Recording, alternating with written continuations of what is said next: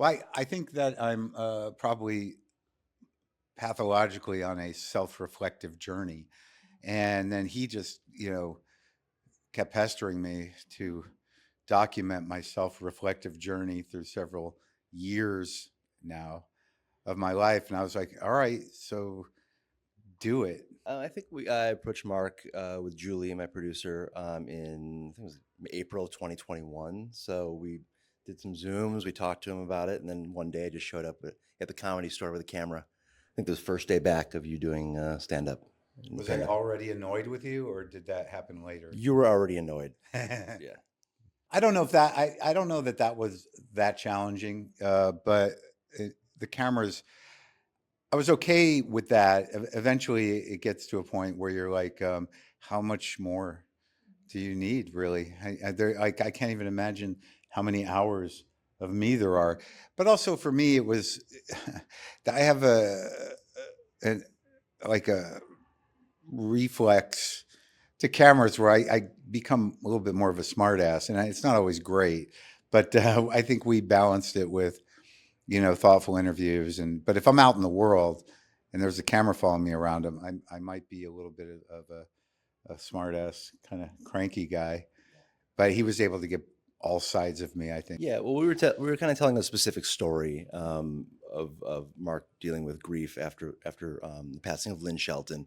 So we had an idea for what the total structure of the film was going to be. But then when you're filming with Mark, there's all these extra things, and we had different storylines to follow, but we tried to keep it as focused as possible.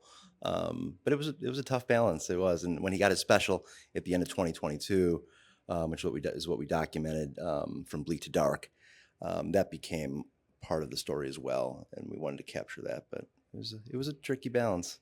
Then it kept growing. Then it was like, do you have any like old videos of yourself? So now we're going through my attic. And so he's got access to my entire past through performance videotapes of one kind or another that I haven't looked at in decades. So he's digitizing that.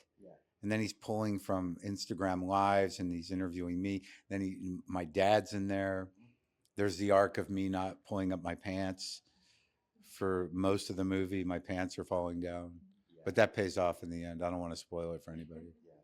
Well, I think for me, that comedy has always been, I think from early on when I was a fan of comedy when I was a kid, that there was an element of stand up. And the reason I liked it was these guys, and back then it was primarily guys, would be able to kind of take on the biggest of topics and sort of, make them compact, and have a turn of phrase and a certain poetry to it that would kind of disarm almost, any, existential kind of challenge.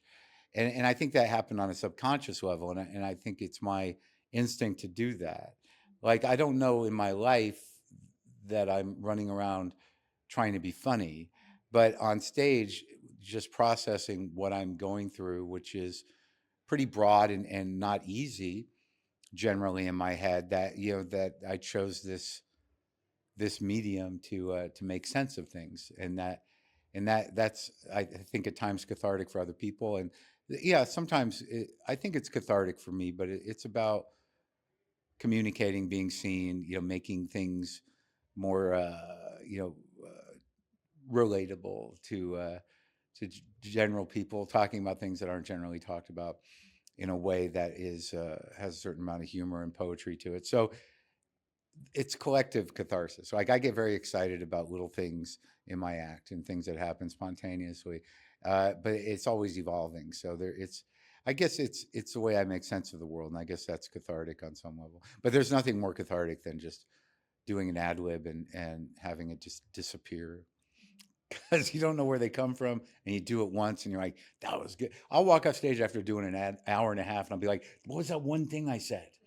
You know, that was the catharsis. It was delivered to me out of nowhere.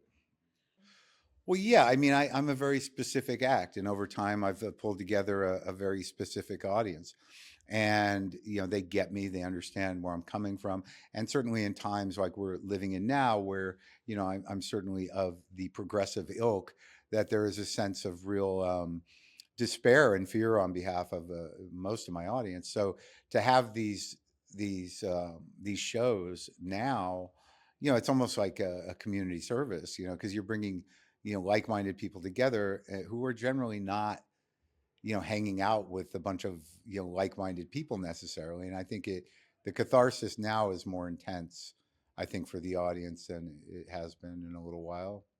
Yeah, it was humbling in some way because, you know, you don't, my perception of myself, though I think I'm self-aware, is still relative to my perception of myself. So if you spend 90 minutes looking at yourself from outside of yourself, it's like it's a lot.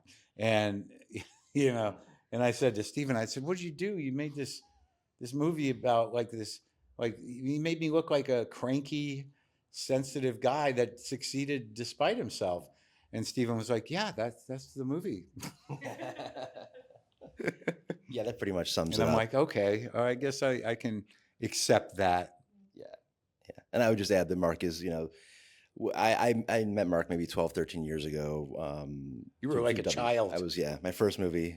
He gave me a tough time in the early days, and I was always afraid of him. You know, he's a little intimidating, especially back then. So, you know, I just, when shooting this thing and becoming close with Mark, I just realized he's, at the end of the day, he's kind of a big softy. You know, it's a lot of bark, a lot of bark, not a lot of bite. But for some reason, you bring out the bark in me. That's the interesting thing about That this is true. movie is that, you know, the tone of it is from his point of view. And every Yeah, time he was around that's with that true. camera, I That's was like, what are we doing? How long is this going to go on for? So, Yeah. and I don't know if I'm that cranky all the No. time, but he brought it out of me. I think that was a portal for that. Yeah, I think that was. Yeah, it worked in your favor, didn't it? Got a real character study there.